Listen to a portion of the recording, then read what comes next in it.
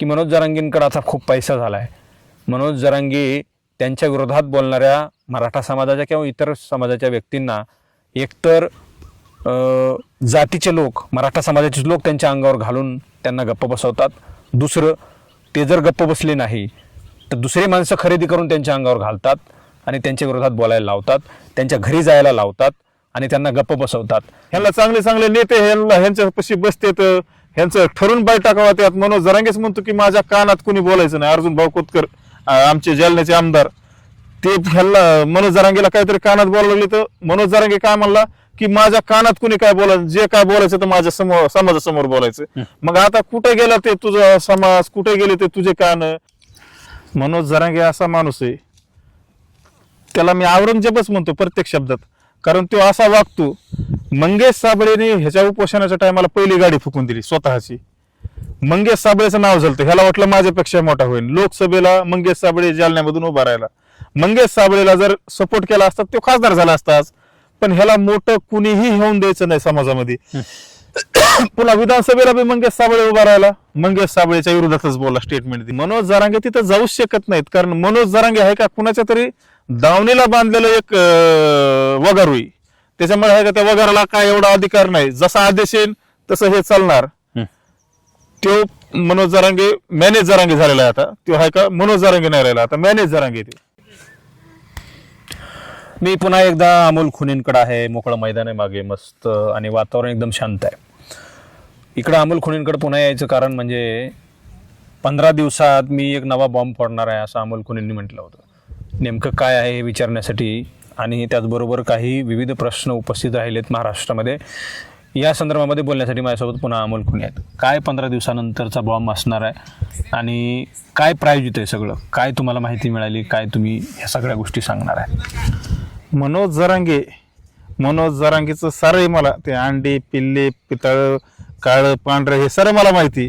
पण मला काय वाटतं माहिती का, मनोज जरांगेने आता समाज भावनिक करायचं बंद करावं. कारण मनोज जरांगेने 2 ते 3 हजार कोटीची माया गोळा केली समाजाच्या नावावर. मनोज जरांगे जर खरं एका बापाचा असन आणि जर खरं मराठा असन, मी तर 96 कोळी मराठा आहे आणि पाटील आहे, जो पाटील आहे ना खानदानी, तो कधीच गाव सोडून पळून जात नसतो. कारण मी पाटील आहे. आज अख्खा मराठवाड्यातला मराठा समाज माझ्या विरोधात आहे. समजा विरोधात तर नाहीच, पण हे म्हणतो समाज, ह्याचे जे 10-5 हजार लोक असतील ते मला टार्गेट करते. तेव्हा काय अडचण होती मला जरांगेला गाव सोडून पळून जायची, कारण तो पाटीलच नाही ना. मी पाटील आहे का दम आहे का मला इथून गावातून मला हाकलून लावायचं कोणाच्या?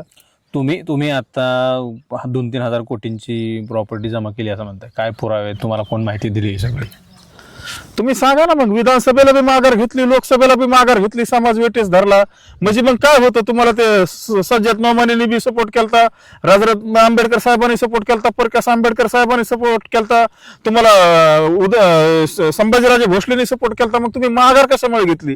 मग तुम्ही किती मध्ये डील केली? तुम्ही नाही, त्यांनी किती मध्ये डील केली? मला त्याला आहे का आवाज बोलायची सुद्धा लाज वाटायला लागली, कारण तो एवढ्या खालच्या पातळीचा माणूस आहे.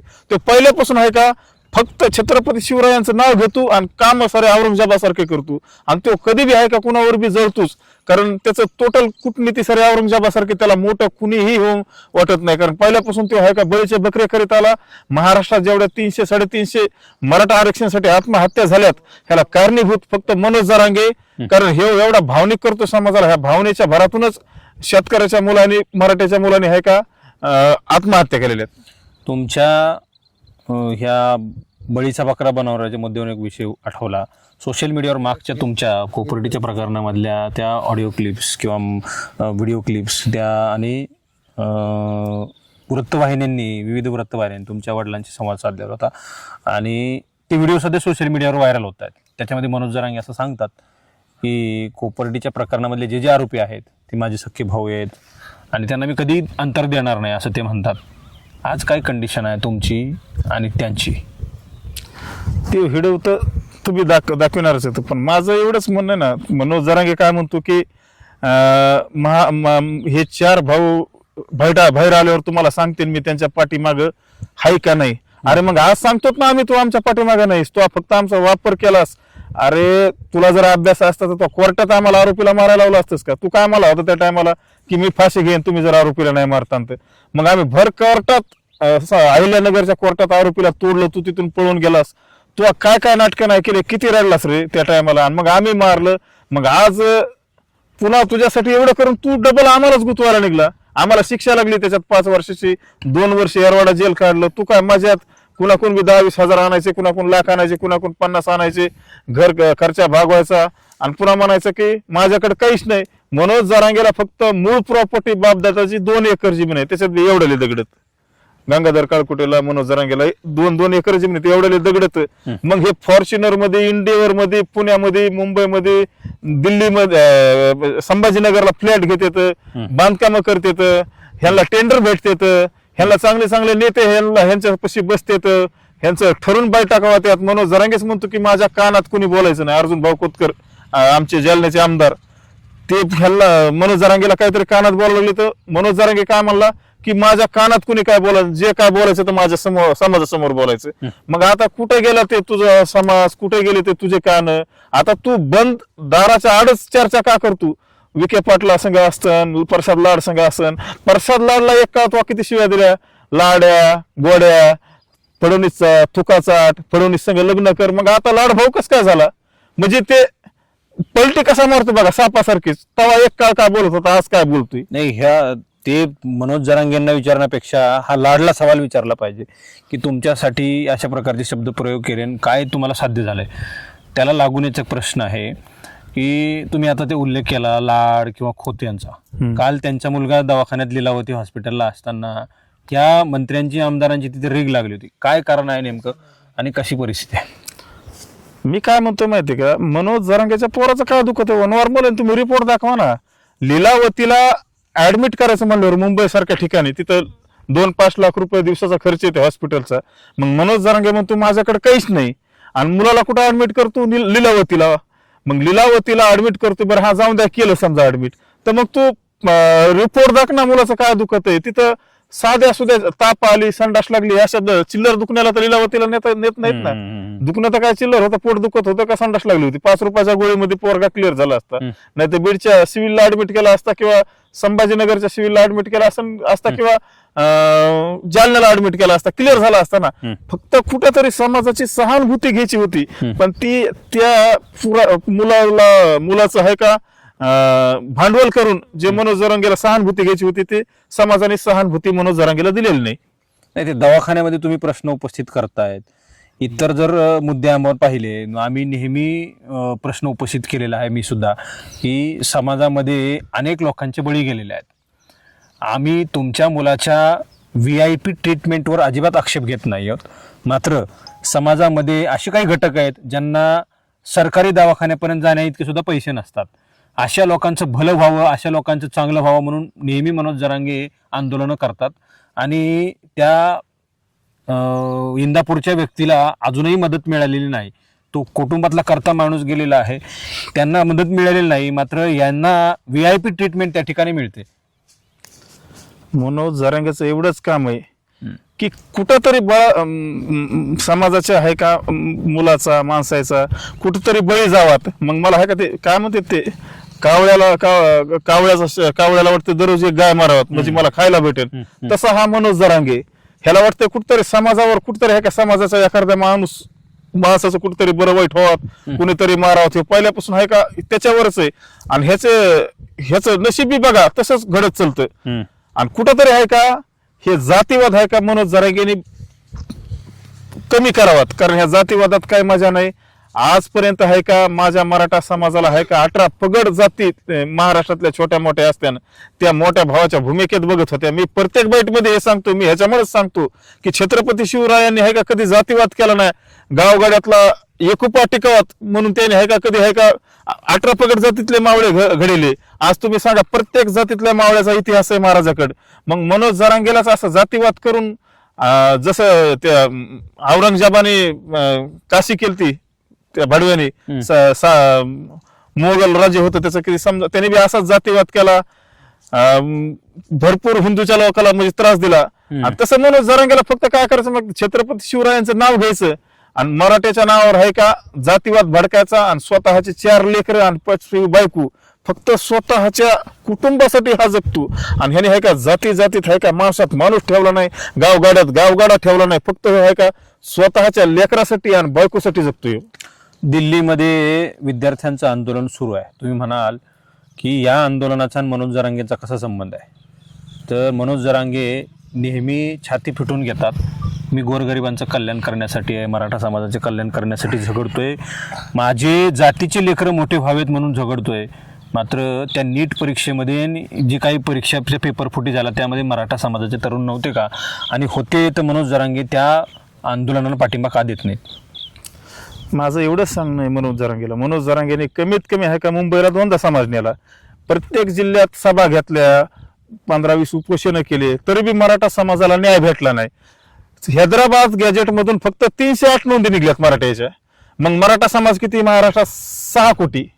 6 कोटी आणि 308 नोंदी निघल्यात. मग तुम्ही सांगा ना, मनोज जरांगेचं समाजासाठी काय योगदान आहे? फक्त मनोज जरांगे स्टंट करतात.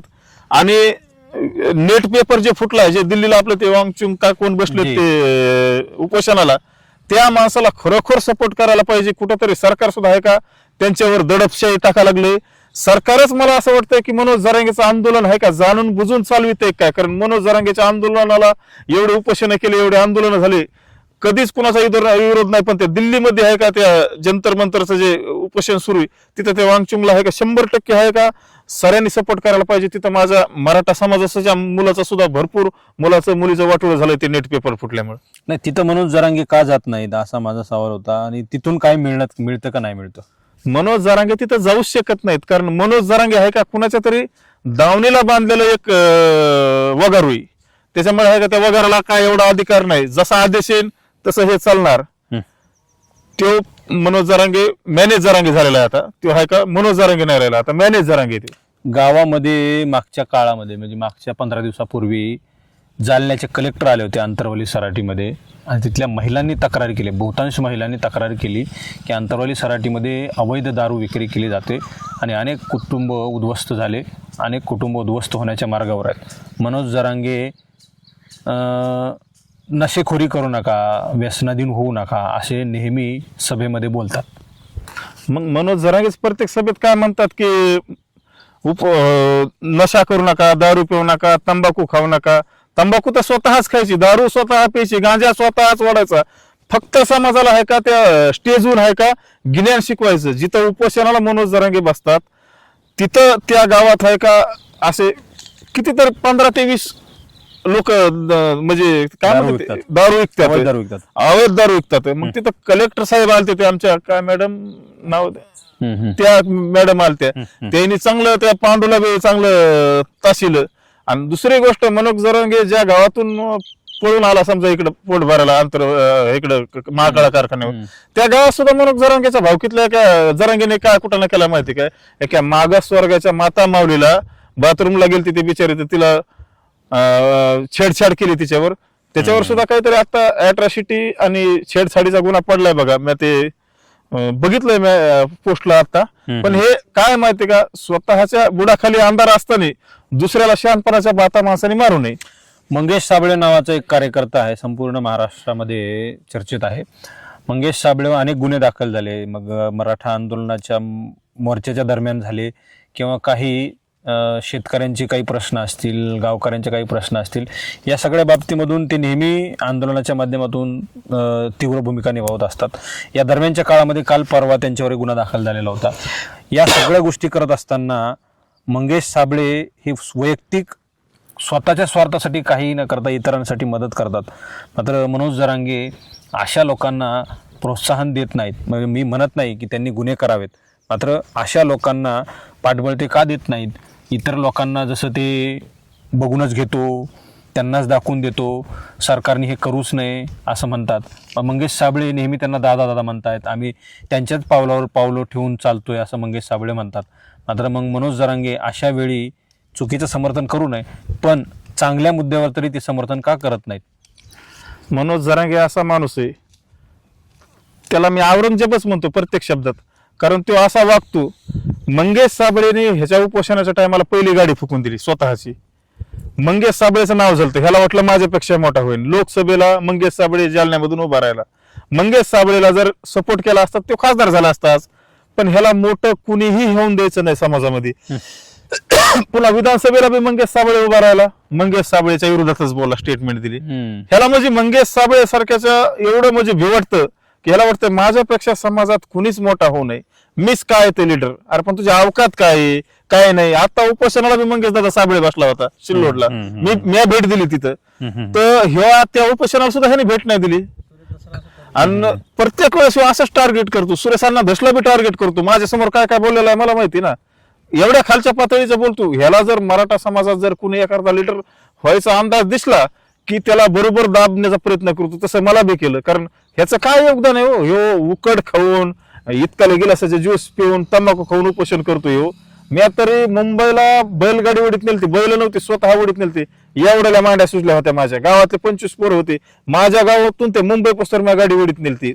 आणि पुन्हा कोपर्डीच्या आरोपीला आहे का कोर्टात तोडलं होतं, 2 वर्ष जेल काढलं, 3 वर्ष आणि काढायचं राहिलंय. शिरपात चिंदमला सुद्धा महापौर होता त्या टायमाला भाजपचाच, अहिल्यानगरचा. मी त्याला जेलमध्ये आहे का महाराजावर चुकीचं वक्तव्य केलं तर जेलमध्ये मरुस्तर मारला होता. मला 30-35 बाबा लोक आणत होते, पण तरी बी मी आहे का माघार घेतलेला. मला तिथं हात फ्रॅक्चर झाला. समाजासाठी एवढा लय मोठाले काम करून बी आहे का समाजातले काय भांडगोळ आहेत काय निजामाच्या अवलादीत. मी त्याला निजामाच्याच अवलादी म्हणतो. तुम्ही जर खरं एका बापाच्या अवलाद असताना अमोल सगळं कुठे खेटायचे तिथे खेटा. कमेंट काय करतात, तुम्हाला अमोलला मारायचंच आहे ना, अमोलला जर तुम्हाला जर संपवायचं असलं तर समोरून संपवा, पाठीवर वार करू नका. कारण मी आहे का त्या मनोज सारखं डुप्लिकेट पाटील नाही, मी खानदानी आणि खानदानीच पाटील आहे. माझ्या इथं बी आलं तरी बी आहे का मी सत्यच बोलणार, मी चुकीचं कधीच बोलणार नाही. मनोज जरांगे मला पुन्हा एकदा तिथंच यायचं गावामध्ये. त्यांच्या गावामध्ये जी काही दारू विकली जाते, कलेक्टरला येऊन तिथं दखल घ्यावी लागते, किंवा मग तिथल्या स्थानिकच्या महिला कलेक्टरांकडे तक्रार करतात की इथं अवैध दारू विकली जाते. जसं अमोल खुनेंनी सांगितलं की स्वतः तंबाखू खायची, स्वतः दारू पियायची, आणि आपल्या बुडाखाली असलेली जिथं तुम्ही आंदोलन करता तिथून सगळ्या महाराष्ट्राला दिशा दाखवण्याचं काम करता. प्रत्येक आंदोलनाच्या काळामध्ये किंवा जाहीर सभेमध्ये लेकरांना नशे करू नका, दारू पिऊ नका, तंबाखू खाऊ नका असं म्हणायचं, स्वतः तंबाखू खाऊन बोलायचं. म्हणजे हे आपल्यासारख्या माणसाला अजिबात हे शोभा देत नाही. जसं स्वतःला तुम्ही फार उंचीचे सांगता, माझ्या पाठीमागं 6 कोटी मराठा असं सांगता, त्या 6 कोटी मराठ्यांचा हा जाहीर अपमान आहे. तुमच्या गावामधलीच तुम्ही दारू बंद करू शकत नाहीत, तुम्ही स्वतः नशा करायचं सोडू शकत नाहीत, तुम्ही स्वतः दारू तंबाखू खायचं सोडू शकत नाहीत, तुम्ही समाजाला काय सांगणार आहात, हा सगळ्यात मोठा प्रश्न आहे. अगोदर तुमच्या गावातली तुम्ही दारू बंद करा आणि नंतर इतर महाराष्ट्रातल्या लोकांना शहाणपण शिकवा असं म्हणायला वाव मिळतो. मनोज जरांगेंच्या आंदोलनामध्ये अमोल खुनेंसारखे अनेक लोक होते, पूर्वीपासून होते, आणि ते सोबत ठेवलेले नाहीत. ते व्हिडिओ मी तुम्हाला स्क्रीनवर पाहिले असतील, तुम्ही दाखवलेले, की ज्या कोपर्डीच्या मुलीला न्याय मिळवून देण्यासाठी अमोल खुनेंसारखे अनेक लोक रस्त्यावर उतरले. खरं तर अनेक लोक म्हणतात मनोज जरांगेंमुळे समाज एकत्र आलेला नाही. मी नेहमी छातीठोकपणे सांगितलेलं आहे, मनोज जरांगेंसारखा माणूस लोकांना एकत्र करण्यासाठी अजिबात निमित्त नाही. कोपर्डीची ती भगिनी त्याचं निमित्त आहे, आणि त्याच काळामध्ये लाखोंच्या कोट्यावधींच्या ताकदीनं मराठा समाज एकत्रित आलेला आहे. त्याला मनोज जरांगेंचं काहीही कारण नाही, आणि मनोज जरांगेंच्या नावावरती बिल फाडायचं काही कारण नाही. मनोज जरांगेंच्या नावानं इतर कुठलाही माणूस असता तर त्याच लेवलला तो गेला असता, हे मी नेहमी सांगत आलेलो आहे. फरक इतकाच आहे की आत्ताचा मनोज जरांगे आणि तेव्हाचा मनोज जरांगे हे ह्याच्यामध्ये जमीन आसमानचा फरक आहे. अमोल खुनेंनी जसं सांगितलं, कोणाच्या तरी दावणीला बांधलेलं हे वागारू आहे, तसं आता वाटायला लागलेलं आहे. कारण अलीकडच्या काळामध्ये काही निर्णय घेत असताना, काही बोलत असताना, मग आंदोलनाची दिशा ठरवायची असेल किंवा मग काही बैठका बोलवायच्या असतील, काहीतरी आपल्या बाजूनं समाजाची ताकदीनं विरोधी भूमिका निभावायचं वेळ येते, किंवा मग समाज ताकदीनं विरोधात जाण्याची चिन्ह असतात, तशी परिस्थिती निर्माण होते, तेव्हा मात्र मनोज जरांगे काहीतरी खुसपट काढून पुढे आणतात असा प्रश्न आहे. आणि सगळ्यात महत्त्वाची गोष्ट म्हणजे या इंटरव्ह्यूच्या शेवटी जाता जाता सांगायचं आहे, मनोज जरांगेंना आता लोक विरोध का करत नाहीत, तर मला एका विशिष्ट व्यक्तीने सांगितलं की आता त्याच्यावर किती विश्वास ठेवायचा आणि किती खरं सांगायचं माहीत नाही. मला एका जवळच्या माणसानं सांगितलं की मनोज जरांगेंकडे आता खूप पैसा झाला आहे. मनोज जरांगे त्यांच्या विरोधात बोलणाऱ्या मराठा समाजाच्या किंवा इतर समाजाच्या व्यक्तींना एकतर जातीचे लोक, मराठा समाजाचे लोक त्यांच्या अंगावर घालून त्यांना गप्प बसवतात. दुसरं, ते जर गप्प बसले नाही तर दुसरी माणसं खरेदी करून त्यांच्या अंगावर घालतात आणि त्यांच्या विरोधात बोलायला लावतात, त्यांच्या घरी जायला लावतात आणि त्यांना गप्प बसवतात. याच्या पलीकडे जाऊन अमोल खुनेंसारखी माणसं जर बोलली तर अमोल खुनेंचा एकही नातेवाईक सोडायचा नाही. त्याला समजून सांगा, त्याला समजून सांगा, त्याला समजून सांगा असं म्हणत एकही माणूस सोडायचा नाही. आणि राहिला प्रश्न सत्ताधारी किंवा मग विरोधातले आमदार, आता जे काही आमदार भेटीगाठीला येतात ना त्यांच्या, तर यांचेच जवळचे आसपासचे लोक त्यांना फोन करून सांगतात दादाने तुम्हाला बोलवलंय. आता आमदार म्हणून चला बोलवलं तर काहीतरी कामच असेल, ती भेट घ्यायला येत नाहीत, ते हेच त्यांना बोलून घेतात आणि त्यांना मजबुरीने तिथे यावं लागतं. काही लोकप्रियता राहिलेली नाही, अजिबात दबाव अजिबात राहिलेला नाही. अमोल खुनेंनी सांगितलेलं हे 99.99% खरं आहे. हे कुठल्या तरी एखाद्या विशिष्ट पक्षाचं शिवळात गळ्यात घालून ते त्या ठिकाणी नांगर ओढतायत. दुसऱ्याचं तास ते आता एक सुद्धा मारणार नाहीत आणि म्हणून हे पेटेंट झालेले आहेत. समाजाने त्यांच्या मागं राहिलं काय आणि नाही राहिलं काय, मनोज जरांगेंना स्वतः काही फरक पडणार नाही. त्यांनी बऱ्याचशा काही गोष्टी कमवलेल्या आहेत आणि त्याचा आता वापर सत्तेतल्या लोकांकडून विरोधात लोकांकडून दाखवला जातोय, केला जातोय. आणि म्हणून मनोज जरांगेंच्या पाठीमागे सिंपत्ती आहे. जेव्हा कधी मनोज जरांगेंचा हा बुरका टराटरा फाडला जाईल, त्याचा फाडण्याची सुरुवात झाली, जेव्हा कधी जाईल तेव्हा मात्र मनोज जरांगेंसारख्या माणसांना आणि त्याच्यासोबत असणाऱ्या माणसांना पळायला जमीन पुरणार नाही.